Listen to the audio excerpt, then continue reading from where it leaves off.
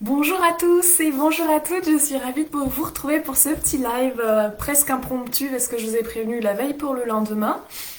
Je suis ravie de vous retrouver en ce mardi et j'ai trop envie de reprendre en fait les mardis happy.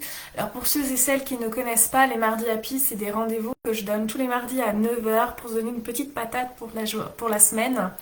Et donc l'idée c'est vraiment de se rebooster et aujourd'hui on va parler des objectifs parce que on est bientôt sur la rentrée de septembre et les objectifs, bien c'est là qu'on en repose parce qu'on se fixe sa nouvelle rentrée et ça va être super intéressant de voir ça ensemble.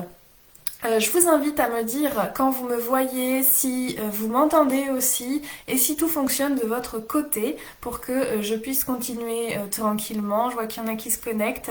Je vous souhaite le bonjour. Vous êtes les bienvenus. Dites-moi en commentaire d'ailleurs comment vous allez, comment ça se passe en fait vos vacances. Est-ce que vous êtes en vacances d'ailleurs? Comment ça se passe peut-être dans vos entreprises. Bref, je veux tout savoir et quelque part ne rien payer, entre guillemets, pour reprendre l'expression. Donc, ce matin, nous allons parler, comme je vous le disais, des objectifs. Coucou Viviane, je suis ravie de te retrouver ma belle. Aujourd'hui, nous allons parler des objectifs. Alors pourquoi les objectifs? Parce que il y a quelques semaines de cela, je réfléchissais à ça et puis on a parlé à l'intérieur, enfin on a parlé, alors quand je dis on a parlé, c'est avec mes guides pour le coup, de discipline et de tout ce qu'il y a autour de ces objectifs. Alors c'est marrant parce que comme une problématique amène des solutions autour de soi toujours, hein, les solutions sont toujours à l'intérieur de vous et c'est ça qui est fabuleux. Donc, on va parler du début, le début de cette réflexion qui est venue, qui sont les objectifs. Et ensuite, on va parler de comment en fait on réalise ces objectifs et on va parler notamment de la discipline. Pourquoi j'ai envie de vous parler de la discipline? Mais parce que c'est quelque chose qui pour moi était très clivant, que je n'avais pas envie de faire, que je n'avais pas envie de pratiquer parce que j'avais plein de bonnes raisons que mon mental me fournissait et j'imagine que je ne suis pas la seule dans cette difficulté-là. Donc c'est vraiment important aujourd'hui pour moi de pouvoir vous apporter tout ça. Donc, comme vous le savez peut-être ou peut-être pas, je suis en direct à la fois sur Instagram et à la fois sur Facebook, donc j'essaye d'être là pour tout le monde. Et on va pouvoir donc commencer tranquillement. J'espère Bibiane que tu vas bien, qu'il fait beau en Suisse. Dis-moi tout. Alors, les objectifs, déjà, pourquoi on se fixe des objectifs dans sa vie? Eh bien parce qu'on a envie de suivre une direction, on a envie d'aller quelque part, on a envie d'obtenir quelque chose. Quand on est dans l'entrepreneuriat, souvent les objectifs vont être des objectifs de clientèle ou des objectifs financiers. C'est super intéressant parce que c'est quelque chose d'assez concret. Dans notre vie, on peut avoir des objectifs qui sont un peu moins concrets, comme aller mieux, être heureux, et du coup, c'est peut-être plus difficile d'avoir ce genre d'objectif en fait à atteindre. Pourquoi? Parce que un objectif, alors dans le développement personnel, il y a une technique qui s'appelle de poser des objectifs SMART. C'est des objectifs qui doivent être spécifiques, qui doivent être mesurables dans le sens où on sait à quel moment on l'a atteint, qui doivent être acceptables, enfin qui doivent être facilement faisables, qui soient, donc c'était pas acceptable, c'était atteignable, voilà, cherchez mon mot, et qui soient temporellement aussi définis, et le R, qui soit réaliste. Et donc, quand on dit j'ai envie d'être heureux, clairement, ce n'est pas mesurable, ce n'est pas atteignable dans le sens où on ne sait pas à quel moment on l'atteint. Et dans le fond, c'est difficile de dire à quel moment on atteint cet objectif. Et c'est vraiment important en fait de me montrer à quel point Claire, arrête de m'envoyer des messages. C'est important de savoir en fait comment ça devient... c'est vraiment désagréable. Je suis désolée pour ceux qui ça vibre. Du coup, je vais te tuer Claire. Du coup, qu'est-ce que je vous disais? C'est important que les objectifs ils soient spécifiques parce qu'on sait à quel moment on les atteint. Parce que si on ne sait pas à quel moment on les atteint, qu'est-ce qui se passe? Et qu'est-ce qui se passe en fait quand on n'atteint pas un objectif? Eh bien, souvent de fois, on va avoir une baisse de la confiance en soi. On va trouver qu'on n'est pas doué, qu'on n'est pas bon. Et à la fin, on va plus vouloir poser d'objectifs. Vous savez, c'est un peu comme les bonnes résolutions au début d'année. Au début, on les pose et puis après, on les atteint pas et puis on se dit qu'on est nul, etc. Enfin, c'est un schéma interne qu'on se pose à l'intérieur. Je sais pas si ça vous parle, Bibiane, dis-moi, est-ce que toi, ça te parle, ces objectifs? Alors, coucou Natacha. J'ai besoin de plus de discipline, sinon un bras cassé, période de travail intérieure. Oui, bras cassé, c'est peut-être que tu en fais trop. Euh, En tout cas, que tu t'écoutes peut-être pas suffisamment entre le repos et l'activité.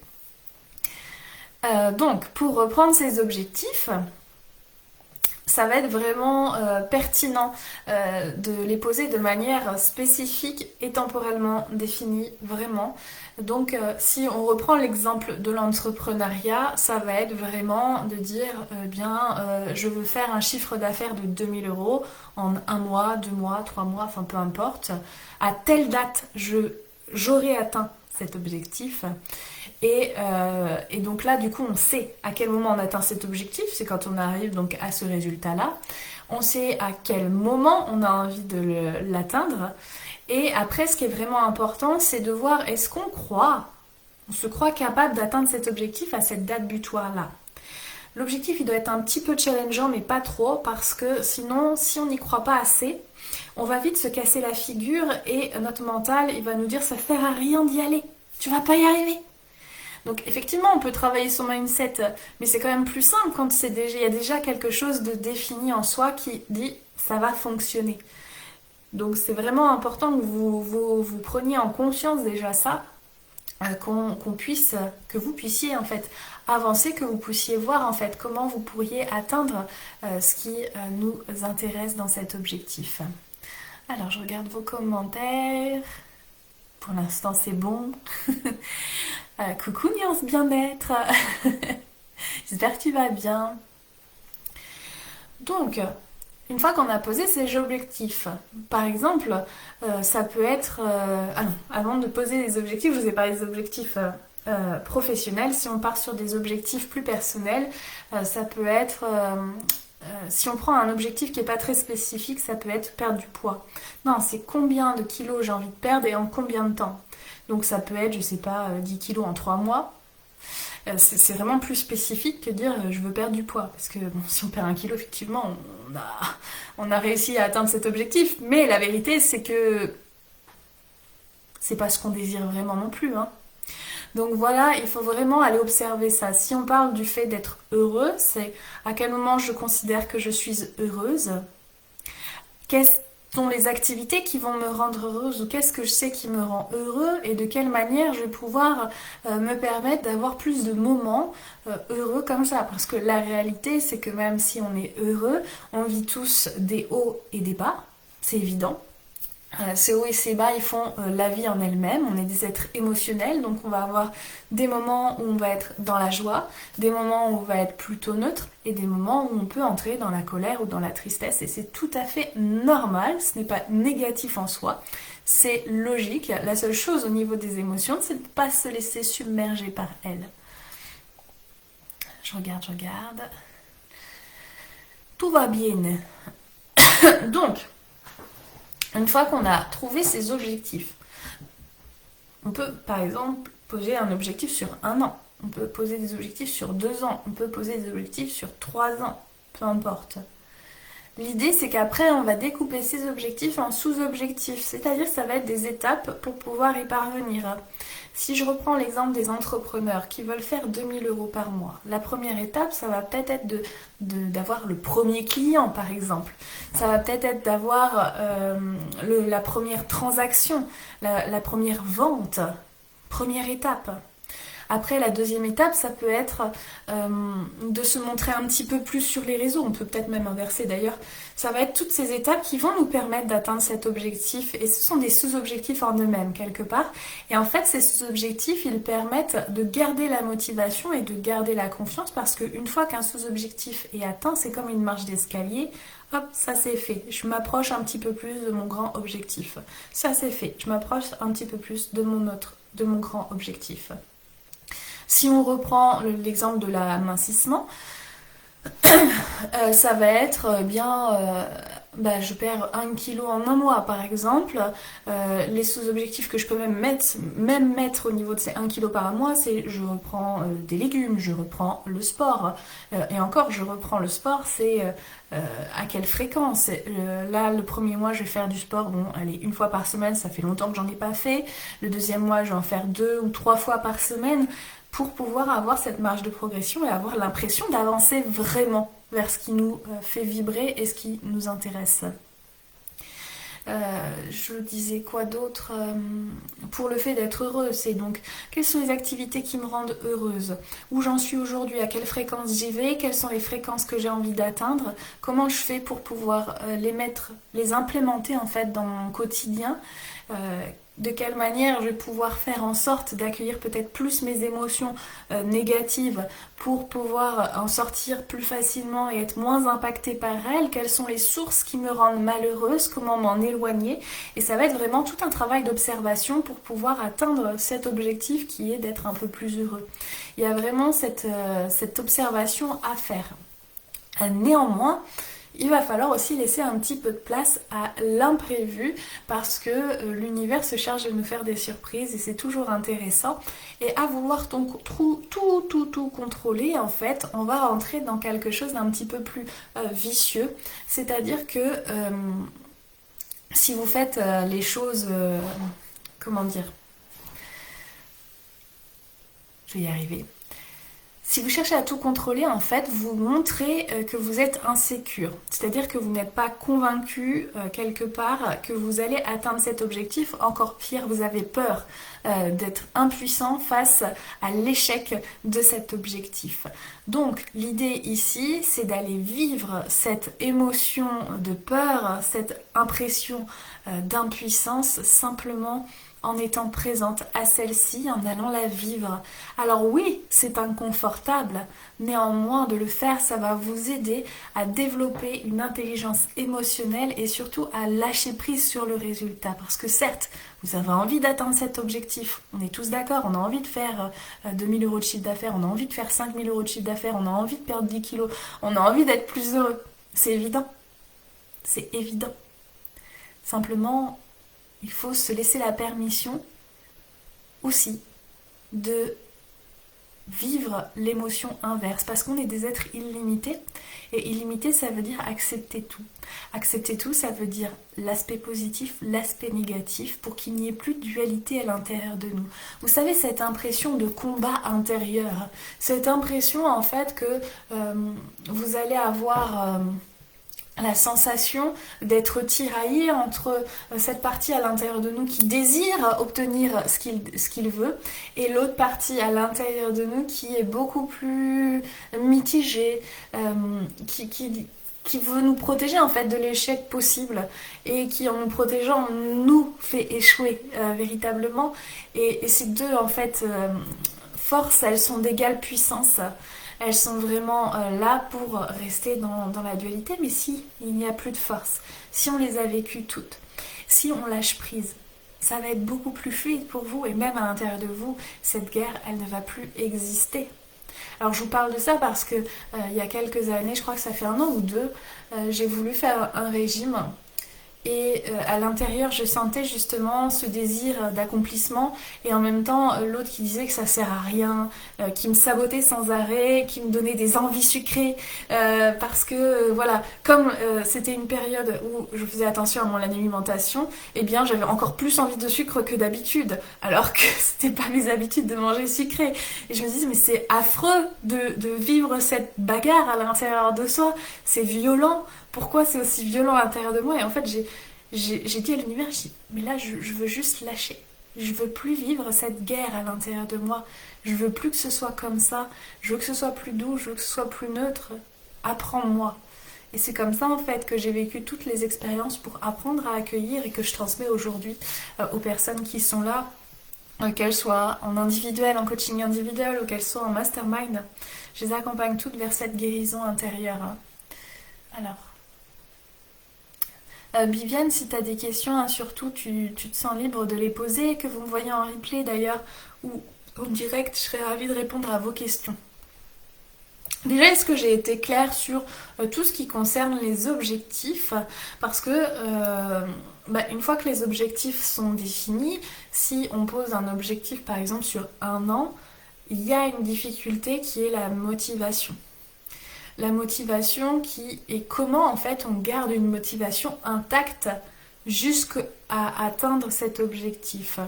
Alors ce qui est important aussi avant de rentrer dans la discipline, quand je parle de garder la motivation intacte, c'est de savoir pourquoi on fait les choses. Pourquoi on désire perdre du poids? Est-ce que c'est pour faire plaisir aux autres ou est-ce que c'est vraiment un désir de prendre soin de soi? Est-ce que pourquoi on désire faire un chiffre d'affaires de 2000, 3000, 5000, 6000 euros, je ne sais quoi? Est-ce que c'est pour faire de l'argent? Est-ce que c'est parce que cet argent va servir à? Est-ce que c'est pour un certain confort qui est nécessaire pour vivre, etc. Ou est-ce que c'est l'avènement de quelque chose, une preuve qu'on a envie de se faire à soi-même? Vraiment se reconnecter avec l'essence même de cet objectif. Parce que quand vous aurez des baisses de motivation, et bien ce pourquoi il va être important et il va vraiment vous permettre d'avancer encore plus loin. Hop, je vérifie qu'il n'y ait pas de questions. Donc, quand on arrive à tout ça, qu'est-ce qui se passe? On va parler donc de la discipline. J'aime bien dire donc ce matin. La semaine dernière, non, il y a 2 semaines de ça, je discutais à l'intérieur de moi en parlant de la discipline justement et je me disais, j'aime pas ce mot. Je sais pas vous, hein, mais moi ce mot, ça me fait penser à quelque chose d'assez militarisé. Ça me fait penser à quelque chose de très masculin, très autoritaire. Et moi, qui suis prise de liberté, eh bien la discipline, j'ai l'impression que c'est un tue la liberté, hein, clairement. J'ai l'impression que c'est quelque chose de très réglé, très, très figé, très, très, trop cadré pour moi. Et c'est vrai que c'est quelque chose contre laquelle j'ai lutté aussi. La discipline entre je veux un objectif, mais je veux pas avoir la discipline pour pouvoir l'atteindre. Je sais pas si ça vous parle. C'est quelque chose qui a vraiment eu un fort impact sur moi par la suite. Hop. Bibiana est toute sage.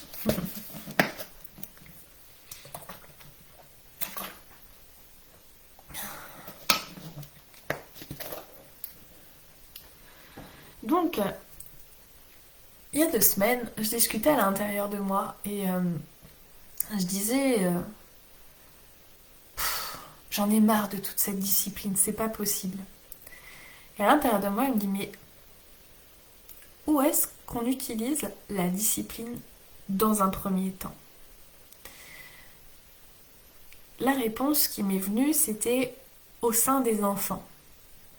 Les enfants, on leur apporte un cadre, une certaine discipline pour qu'ils se sentent sécures. Si vous enlevez ce cadre, si vous enlevez cette discipline, ça fait des enfants évidemment indisciplinés, mais surtout qui sont sujets à beaucoup plus d'insécurité, qui ont plus de peur et qui font plus de bruit parce qu'ils ont plus de peur. Et là, ils me disent, du coup, comment ils m'ont formulé ça?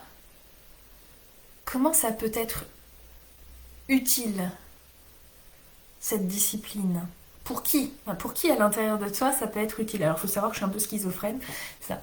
Pour qui ça peut être utile à l'intérieur de toi? Et je me suis dit, la personne qui se sent le plus insécure, donc la partie de moi qui se sent la plus insécure, ça va être mon mental ego. Donc c'est mon mental ego en fait qui a besoin de discipline. Et c'est lui qui lutte contre cette discipline d'ailleurs. Hein. C'est logique hein, quelque part. Et qui commande à ce mental ego cette discipline? C'est moi, l'observateur. C'est moi qui propose ça. Parce que j'ai envie que mon mental ego se sente en sécurité, qu'il se sente à l'aise, qu'il voit que ce que je propose, ça fonctionne, qu'il voit aussi que je sais où je vais et qu'il sait comment j'y vais, même si des fois le comment, c'est l'univers qui s'en charge. C'est une direction que je prends Et peut-être qu'il y aura d'autres balises en cours de route pour me changer la direction, ajuster celle-ci, c'est ok. Et ça, en fait, c'est quelque chose qui m'a beaucoup apaisée de me dire, ok, c'est pas quelque chose pour me contraindre, bien au contraire, c'est pour me faire avancer. Alors je sais pas si ça vous parle, mais déjà ça m'avait vraiment apaisé de voir ça. Vraiment, vraiment beaucoup. Néanmoins, si je reprends le design humain, il s'avère que 70% de la population n'a pas de cœur défini. Le cœur défini est lié à l'ego. Et quand il est défini, en fait, c'est le siège de la motivation, c'est celui de la volonté, et c'est celui où, quand il se fait des promesses à lui-même ou même aux autres, va les atteindre. C'est important pour lui de tenir sa promesse. Alors que quand on n'a pas le cœur défini, on dit qu'il ne faut pas se tenir de promesses à soi-même. On dit au contraire qu'il faut laisser être et laisser faire, laisser vivre aussi. Comment on fait? Si on choisit de la discipline, eh bien on choisit la bienveillance. C'est-à-dire qu'on choisit une direction à atteindre. Ok. On choisit la discipline pour pouvoir l'atteindre. Donc par exemple, faire 3 séances de sport par semaine si on est sur l'amincissement, ou encore poster tant de fois par semaine sur Instagram pour être plus visible, même si c'est quelque chose de compliqué, c'est ok. C'est vraiment ok. Et si des fois, je loupe une séance ou un post, c'est avec bienveillance que j'accueille cette part de moi qui se sentait pas à l'aise de le faire à ce moment-là. J'observe pourquoi peut-être je n'ai pas réussi à le faire, c'est peut-être un manque de temps, vraiment, ou c'est peut-être de la procrastination aussi, et de voir que ça m'empêche pas de continuer. Parce que le mental, charmant comme il est, ok, non, j'ai pas réussi, j'y arriverai donc jamais. C'est comme quelqu'un qui arrête l'alcool, il reprend, il pourra plus jamais arrêter. Mais non, il peut reprendre et arrêter de nouveau. Et quand on a des objectifs, avec des sous-objectifs, avec une discipline que l'on s'impose, et le mot imposer est fort, mais que l'on se donne, mais c'est pas grave si à un moment donné on loupe un petit peu cette discipline, l'essentiel c'est de se remettre en selle. Ça ne veut rien dire à propos de vous que de louper une séance, que de louper un post ou de louper autre chose. Ça veut simplement dire qu'à un moment, vous êtes humain, humaine, et que vous êtes en cours d'apprentissage. Je sais pas si ça te parle, Bibiane. J'ai aussi un souci avec le mot discipline. Tu me rassures, Bibiane. Hello, Gérasimo, j'espère que tu vas bien. Donc, comment on fait par rapport à tout ça? Eh bien, on reprend sa place à l'intérieur. On reprend son rôle à l'intérieur de soi. Parce que nous sommes des âmes incarnées dans un corps de chair, c'est vrai. Nous sommes des âmes qui sont en train de faire des expériences terrestres, c'est vrai aussi. Mais nous sommes à la fois le maître et à la fois l'élève.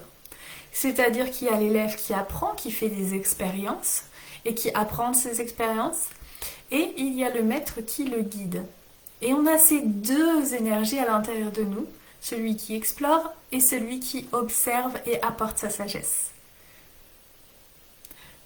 Par exemple, quand j'accueille mes émotions, je sens cette partie émotionnelle qui se contracte, qui ne va pas bien. Et je prends la distance, je l'observe. Quand je vous dis que je suis schizophrène, je l'observe et je l'accueille. Je suis juste présente à ça. Et parfois, l'élève me pose des questions et le maître lui répond. Je sais pas si ça vous parle, ce que je suis en train de dire. De prendre cette place, d'être à la fois l'élève et le maître. Les réponses ne seront que très rarement à l'extérieur. Les réponses sont toujours à l'intérieur de vous, dans ce que vous êtes en train de vivre, face aux objectifs que vous êtes en train de vous mettre, ou face à la discipline que l'on est en train de se mettre aussi. Je vais voir vos messages. Oui, oui, un an après. C'est vrai, je reprends un an après Erasmus, tout à fait. Ça me faisait, ouais, ça faisait longtemps que j'étais pas revenue sur un direct comme ça le mardi matin.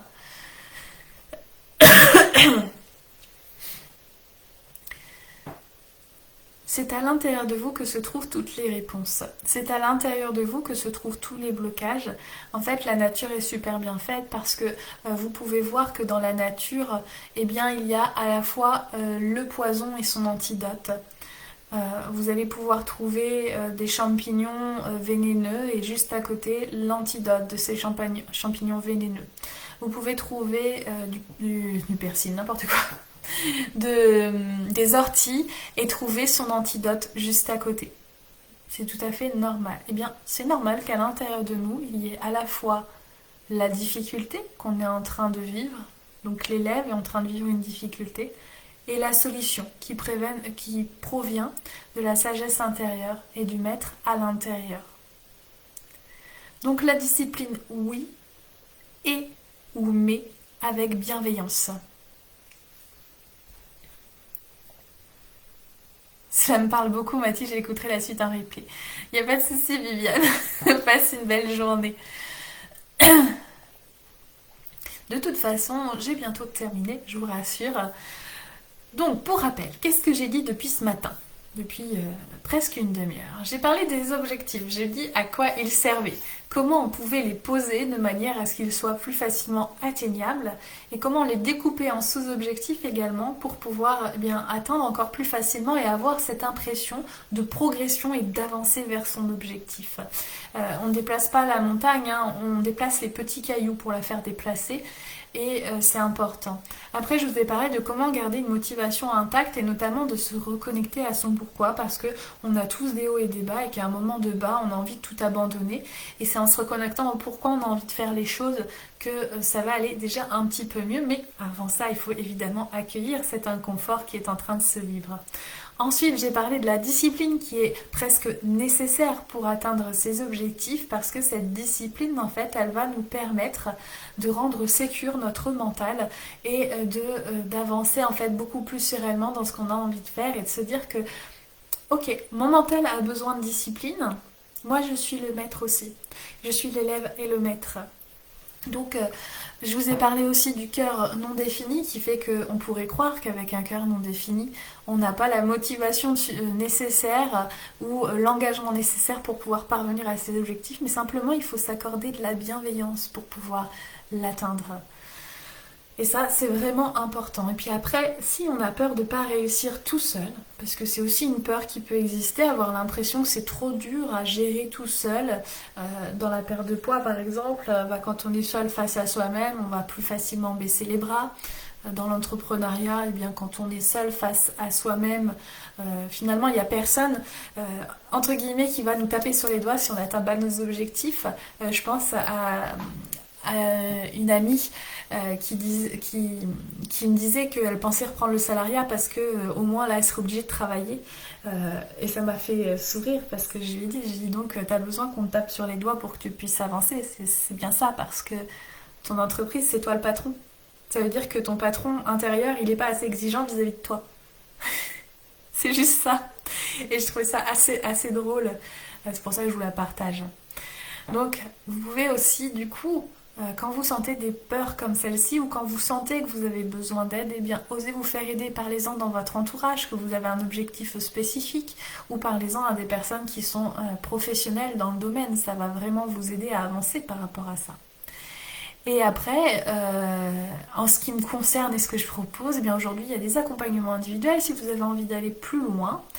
Il y a des appels découvertes pour pouvoir voir ensemble ce qui est juste ou pas.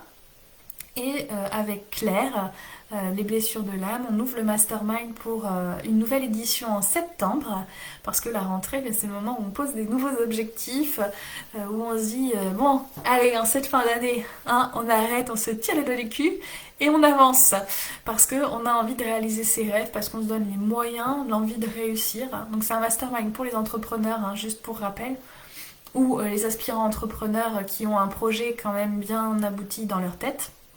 Et on va voir ensemble comment remettre de l'être dans l'activité, comment faire quelque chose de beaucoup plus aligné et surtout comment gagner ses premiers euros, 2000, 3000, 4000, 5000 euros, 6 mois ensemble qu'on va passer pour que tout se passe pour le mieux. Voilà, si vous avez des questions, surtout, sentez-vous libre de les poser, je serai ravie de vous répondre. Qu'est-ce que je pourrais vous dire? Que vous soyez donc en replay ou en direct là, je vais vous laisser quelques secondes pour pouvoir me répondre. En tout cas, j'étais ravie de vous retrouver, ça m'a fait bien plaisir, j'étais contente. J'espère que vous avez apprécié cet instant, ce moment avec nous, pour qu'on puisse en vivre d'autres tout aussi beaux. Le replay sera disponible donc soit sur le groupe Facebook, soit sur Instagram, et je vais essayer de la mettre aussi sur YouTube pour que tout le monde puisse en profiter. Merci Gérasimos, à toi aussi, prends soin de toi, prenez soin de vous en cette période un petit peu transitoire et délicate. Je vous souhaite à tous et à toutes une excellente semaine. Prenez soin de votre cœur, prenez soin de votre joie et tout se passera bien en principe. Au revoir.